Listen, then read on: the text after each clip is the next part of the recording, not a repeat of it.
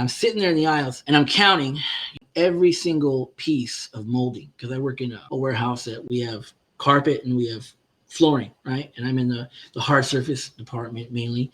And I'm counting all the moldings, and it's a very monotonous thing, but it works really well for me. And I'm sitting there the other day and I'm rolling around on my little stool to count the lower cubbies, and I'm counting.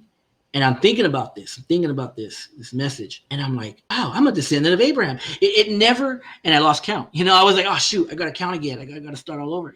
There's like 80 moldings in this cubby, and I'm like, it's just, like I said, it just dawned on me in a way that it has never dawned on me my whole life. We've grown up hearing, bless Israel and you will be blessed. And we took that surface level.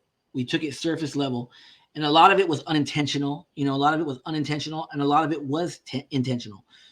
Some pastors preach it wrongly on purpose, and others preach it wrongly because they weren't aware either. The key is, once you become aware, you now preach it correctly. So if you know, then you should start preaching it correctly. So I'm sitting there and I'm like, oh my God, it just, like, the light bulb went off. That's why I said at the beginning. That's why it's important that we never stop reading our Bible. Don't think that you know what it says and you know what it means, because the Holy Spirit will continue to reveal things to you in his way, in his timing. And I'm sitting there rolling around and I'm just like, oh my God, like I'm part of true Israel. Obviously I know I'm saved. I know I'm, born again. I'm going to heaven and all that stuff. But we've always had this, I guess you could say, this idea like that there's Jews and there's Gentiles. And I'm to the point now where I'm thinking, I'm going to stop calling myself a Gentile. I always say, oh, I'm a Gentile. If you've been a Jew, you're a Gentile. And I understand that, but like, it says right here, there is no longer Jew or Gentile. I've heard that my whole life. And it just, like, the light bulb just went off in aisle 17, at work. And I lost count with the moldings. And I was like, I gotta start over. The light bulb went off. And I was like, oh my God, there is no longer Jew or Gentile, slave or free, male or female, for you are all one in Christ Jesus. And now that you belong to Christ, you are the true children of Abraham. So I am not a physical Jew, but I am a true child of Abraham.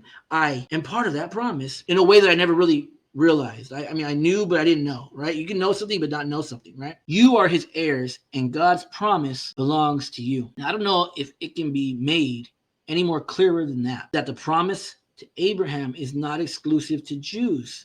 It includes Gentiles alike. A true Jew is not through ancestry any longer. It is through faith in Christ Jesus, as defined in the New Testament by Jesus himself and the Apostle Paul. So I'm a true Jew, according to that, in the eyes of Jesus, and so are you. So I'm going to stop calling myself a Gentile. I'm going to stop calling myself a Gentile. I am, a child of Abraham, right? So we Gentiles are true Jews in the eyes of Jesus. So what we need to do, because we're always talking about support for Israel, right? Support for Israel. And that's what Genesis 12 is always used for by politicians like Ted Cruz. These politicians, I'm gonna be honest, like, my view on politicians that are on my side of the aisle has changed dramatically over these past couple of years. I'm not saying I'm changing aisles.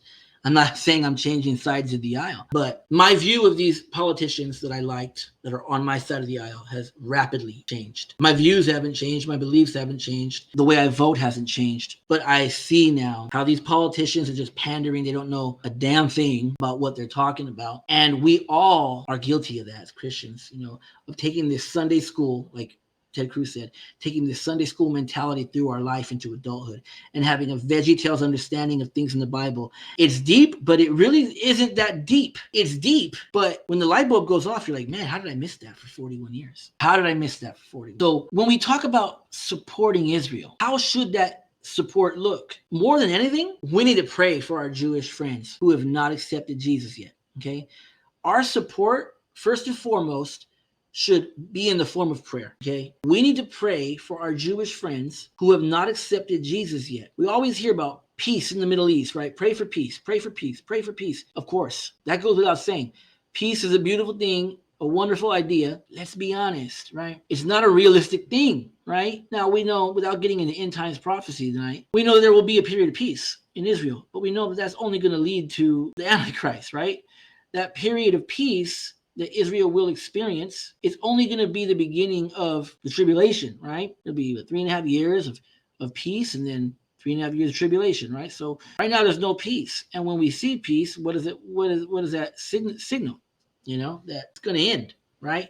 We definitely pray for peace, but most importantly, what we should be praying for is that our Jewish friends find peace with God, because right now they're not at peace with God.